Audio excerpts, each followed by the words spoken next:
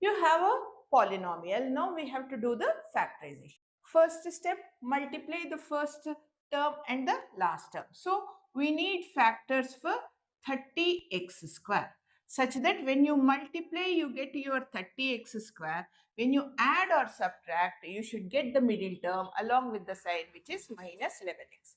So it should satisfy both the conditions. So let us take the factors. Let us consider all the factors of 30. 1 and 30 are first factors.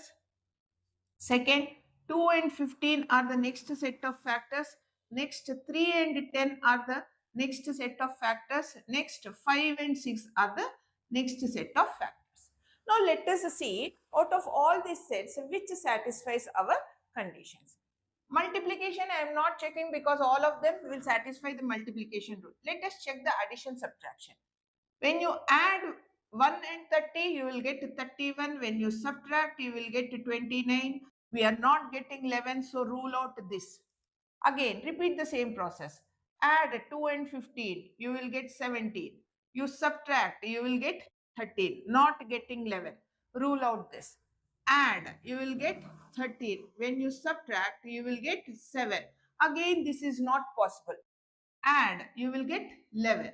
The moment you are adding these factors, you are getting the middle term. Hence, this is the correct set of factors. So, 5 and 6 will now become 5x and 6x.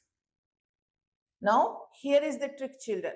What are you doing to the factors to get the middle term? Now you are adding. When you are adding, whatever is the sign of the middle term, give the same sign to both the factors. Remember the trick, children?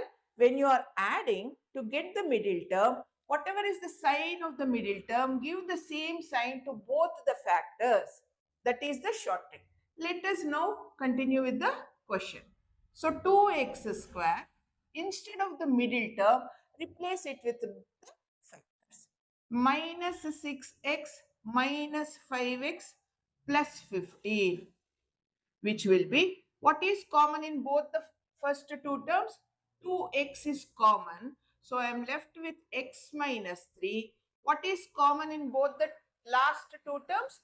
5 is common along with the negative sign. So take minus 5 common. So this also will become x minus 3.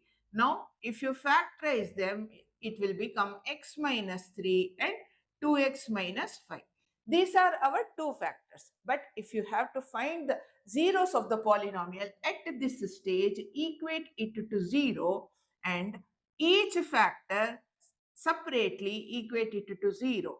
So 2x minus 5 also will become 0, which means x is equals to minus 3 when it moves to the other side becomes plus 3, and 2x is equals to minus 5 when it moves it becomes plus 5, and x will be 2 when it comes to the other side it will divide. So this will be 5 by 2. Therefore, what are the zeros? Alpha is 3 and beta is 5 by 2.